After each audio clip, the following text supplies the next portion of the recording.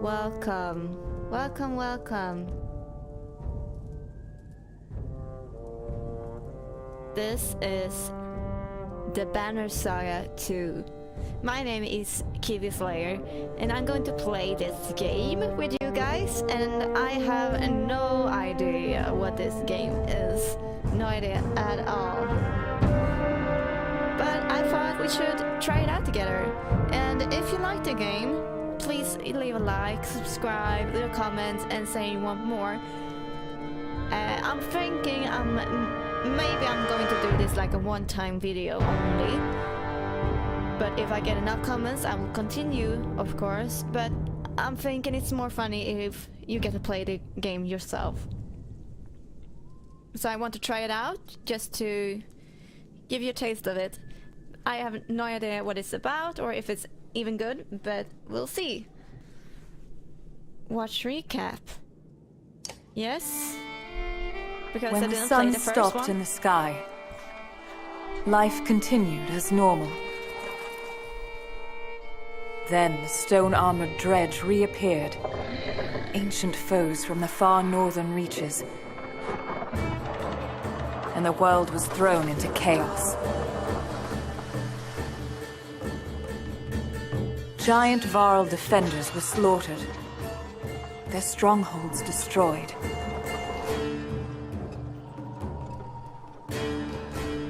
Now Hakon is the Varl king and protects who is left of his race.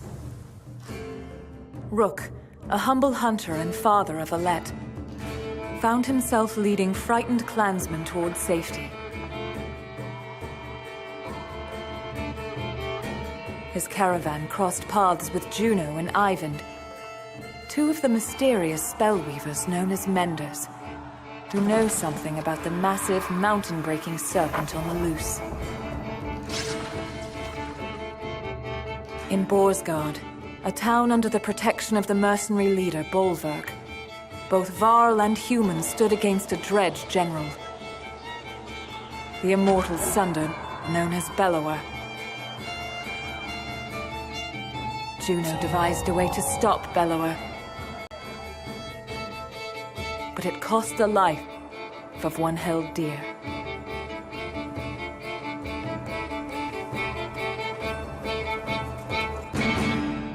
The saga continues.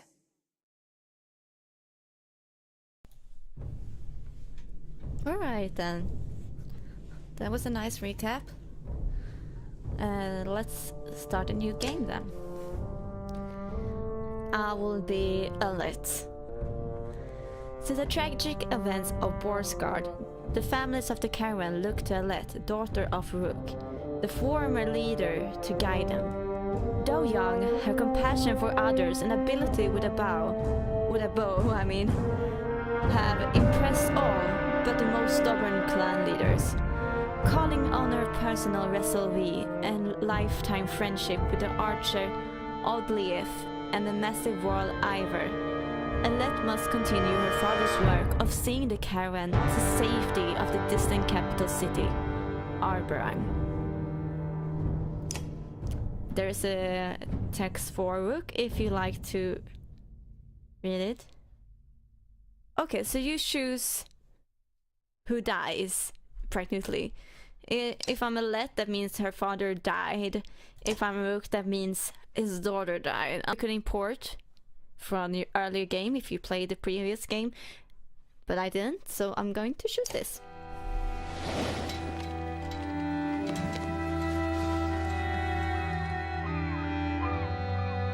Tíminn líður áfram, eins og straumþung á sem fleytir okkur áfram.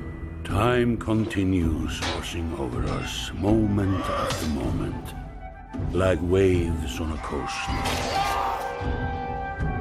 Some more fierce, more violent than others. So few of my kind, the giant world, remain alive. Even so, I find myself wondering if humans, while able to bear children, suffer more for the loss of loved ones. Several weeks have passed since we slew the Sunder known as Bellower, but the chaos of the world did not wither as we hoped. The world is breaking. We sail aboard hastily crafted ships for the safety of Arberain, the human capital. But the river curses us with a clear view of the dreads assaulting another hopeless village.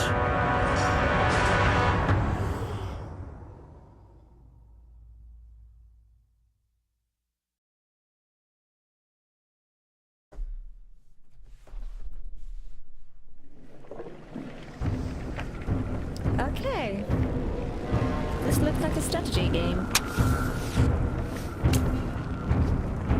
Move away from those glowing rocks. Alright. This one's mine. No! Okay. So they died because of the glowy rocks. No, no, no, to the depths with you.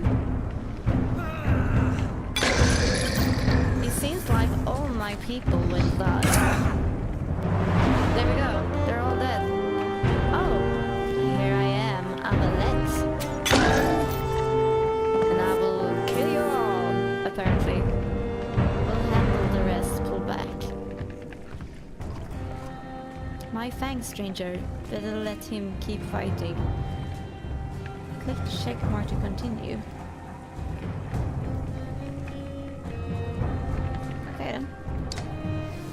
These portraits show the order of the initiative. Taking turns from left to right, the heroes are blue, the enemies red. It's your turn to act. Okay.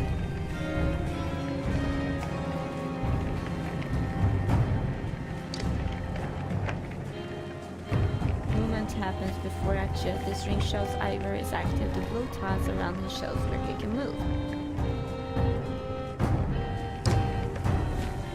Some heroes fill more tiles than others. The 100 heroes are raids of giants called World who take up 4 tiles each, while humans fill a single tile. This can have a huge impact on your strategy. Okay.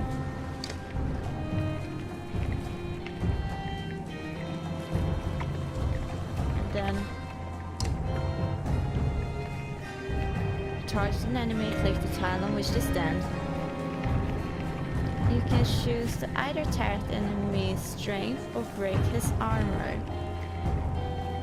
Numbers beneath each icon show the damage you will do to that stat. Okay, so I will obviously attack his strength because that will remove it all.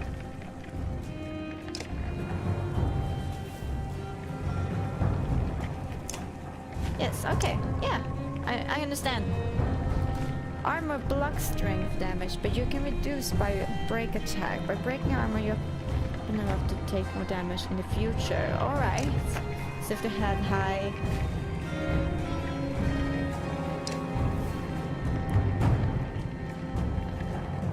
And confirm no attacks. Yes, and he's dead. Promote.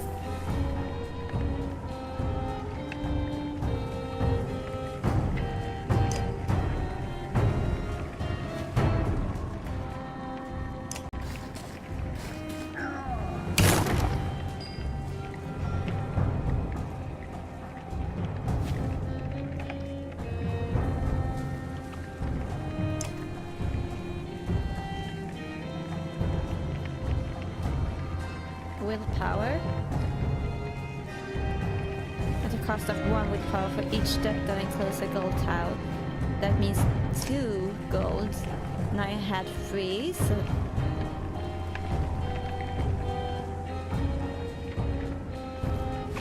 Sundering Impact. Clicking on your style anytime. Also you can bring up all of his combat options, including move, ability, attack, and turn.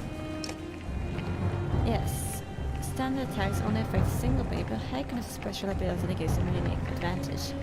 Okay, let's see his ability then. Add a strength and armor damage.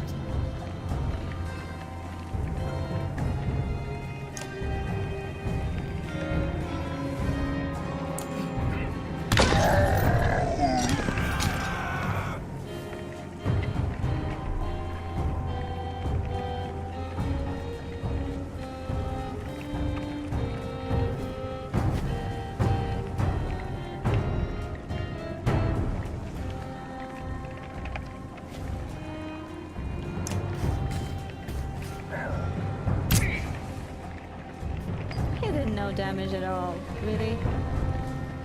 Your move on his turn. You can rest, regain 1 willpower. Leo will rest his turn. To give me 1 willpower. And let...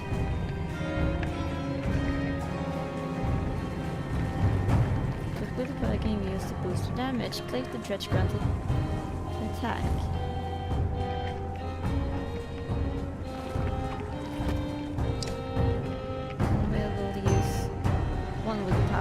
That's enough to kill him. Okay, I'm starting to get a hang of how this works.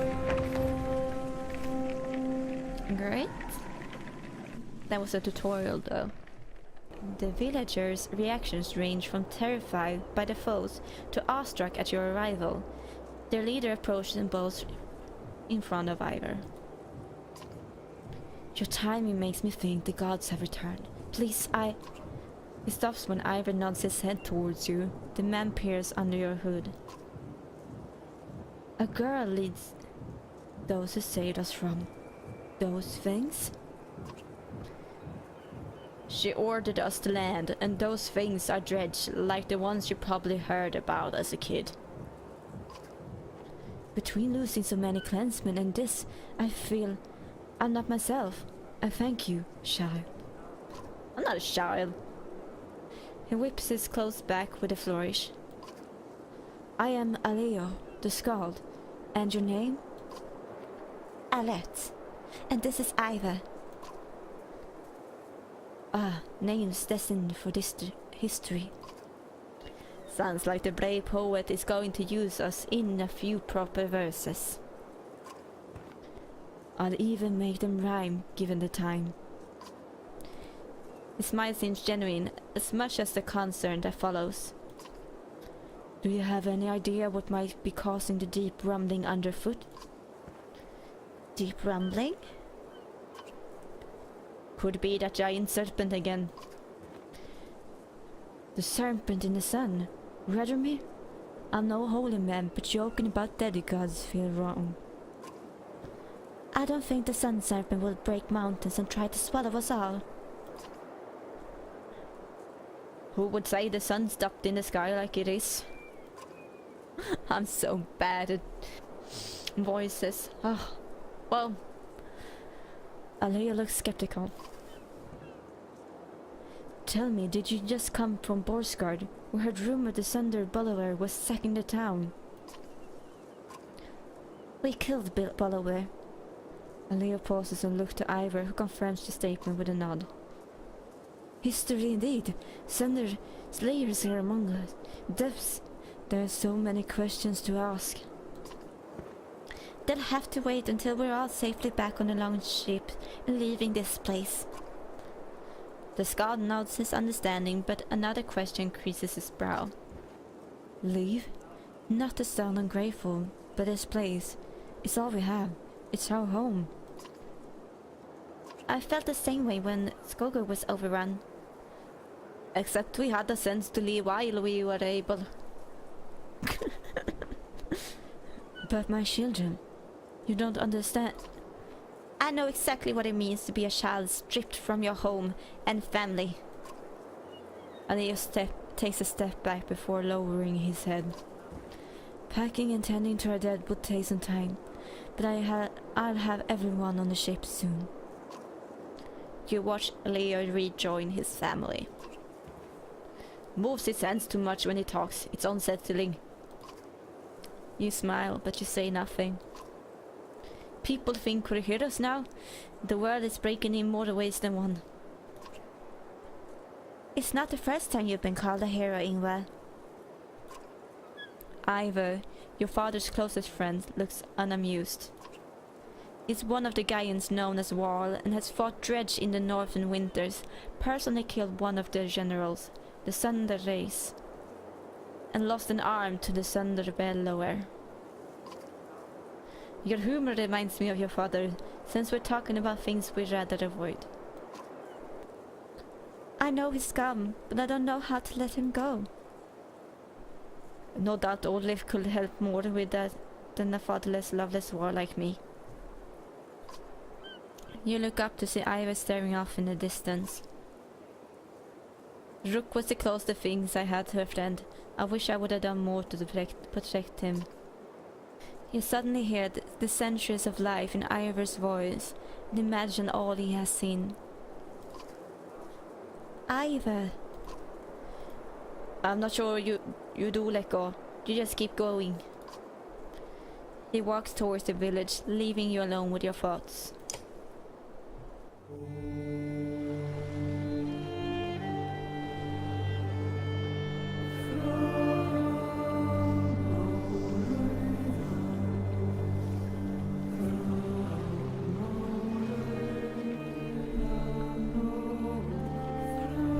So that was the intro apparently.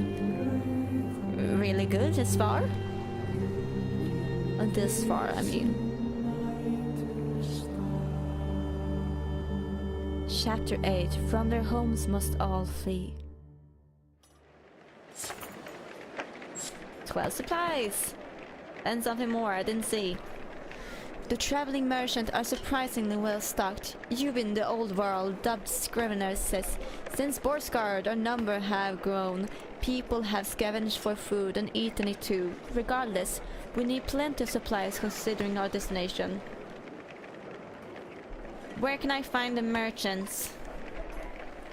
You can't miss them, it says. A group of tents they call a market. What kind of supplies? Stuff like food and mead. Mead? I don't know what mead is. Oh, meal for the trip. The merchants have got a few interesting items as well, but folks can't eat those in lean times. You have to choose wisely. Even your renown will only stretch so far. Well, thanks, Ulin.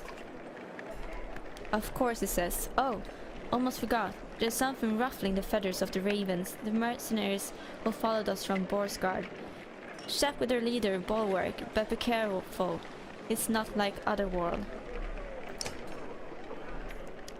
This medallion gives you information about your caravan, including population, supplies, renown, and number of days that have passed. This banner indicates that you have enough supplies to provision your caravan for 9 days of resting or travel. A large population requires more supplies per day to survive. Okay. You can acquire additional supplies at the markets. Click on the market to see what's available. This is interesting. It's like a survival game as well.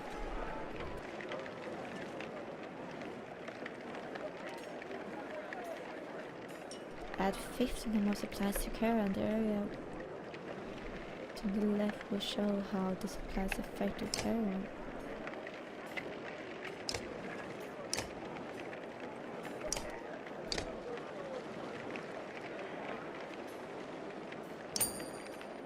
I'm not gonna buy this early.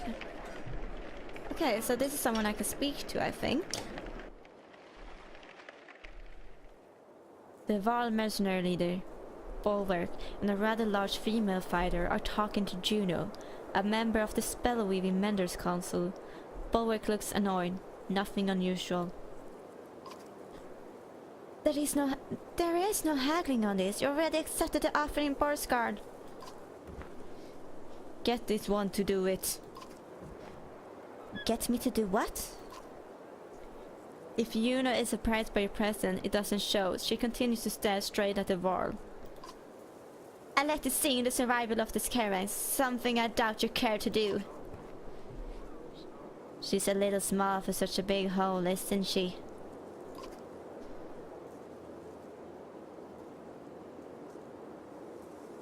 And you're big for your small role. The woman looks wondered for a brief moment before reading an insult. Yes. This will help with nothing. What we were discussing is private. Her look at Bulwark says he's expected him to keep it private. Iwin needs my help with healing the wounded, but we should leave soon. See Hakon at the dock when you're ready. Juno leaves without another word. Fine, Velka. One of these days, Claw and Fang get thirsty for Spellweaver blood. Claw and Fang? His axes. The large axe heads are polished, the blade sharp, and the cheeks scarred from plenty of use.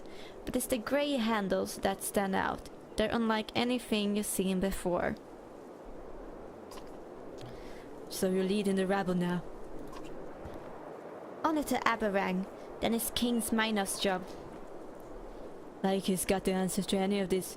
He'd royally piss himself if he ever saw a dredge. The pigtail fighter laughs. What's your name? I'm Folka, a Shin maiden in charge of keeping the ravens alive. Bulwark gives a stern look, but she doesn't back down. I already know who you are, chieftain. I don't know what chieftain is, so I'm not gonna say I'm not the chieftain. But it probably is a bad word in my scenario. But I'm gonna say, I heard there's a problem I should know about. The wall seems to grow taller and more wild as it takes a step towards you. You stopping to save every fine idiot along the river will get us all killed. Makes more sense to only stop the ships when we need supplies. And get rid of half these useless people too, they're slowing us down. The river dedicates us speed on the ships.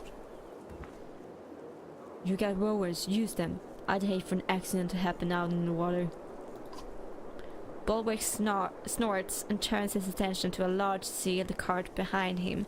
His spear-cloaked back indicates the conversation is over. Okay, so who are you? You found Egil or Jill, engaged in a conversation with Prince Lodin and wait to approach. I figured it wouldn't hurt to ask. I didn't know there were rules on how to ask. But now you do. My father clearly needs enforced costumes across the backlands of his kingdom. Oh, out here we're a name for ourselves instead of being born with the title. Ludin, surprised by the comment, sees you standing nearby, straightens his posture. The words are getting the better of you. I'll attempt to forget what you just said. The prince nods to you and walks away. What was that all about? Gil looks shocked to see you. Oh, nothing. Just becoming a king's guard requires more than skill. You need a name. King's guard? You're looking forward to Aberrang, aren't you? Just thinking about the future, you know. His son looks concerned. Alette, listen. I'm sorry for not fighting by you during the attack. You don't need... No, I do. I promise your father I'd always protect you. You'll have more chances to keep your promise. Edge's eyes widen, he stands a bit taller. Okay, right, then. Good. You smile at him before walking away.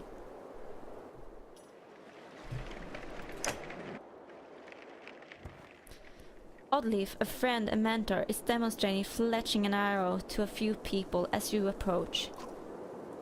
Give us a moment, will you? The group walks away as Oddleaf stands and wipes loose feathers from her tunic. Those people owe you the lies. Your decision to stop here saved every one of them. Well, our clansmen all agreed. Don't be naive. Saving people is what you do. When your father did, those on his banner agreed because they follow you. Her tone is forceful and you almost smile to break the tension. Almost. Alette, they respect Rook and that respect has passed to you. But give them any reason to doubt you and it will vanish. Then I won't give them any reason to doubt me. She stares at you for a drawn-up moment before nodding. Her demeanor softens. I wanted to discuss the clansmen. They're good at scavenging for food, and the more we have, the more food they'll find. Training some of them to fight will help keep others safe, but it takes time, and I'm sure we have much of that to spare. As our leader, you're expected to decide how many fight and how many look for food. I'll keep that in mind. Thanks, Odd. You're trying to leave, but Olive stops you. She grabs you in a tight hug. Rook had a way of making it easy for all of us to be stronger. Words seems to be as much for her as they are for you.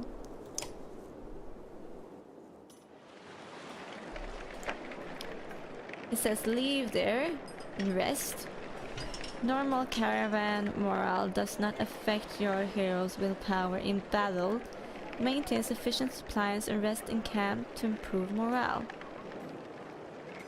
Okay, so what is my normal morale? Okay. Maybe I need to increase morale. Okay. But we need some more supplies. There we go. And let's... I don't get to train anyone? Okay, then let's leave.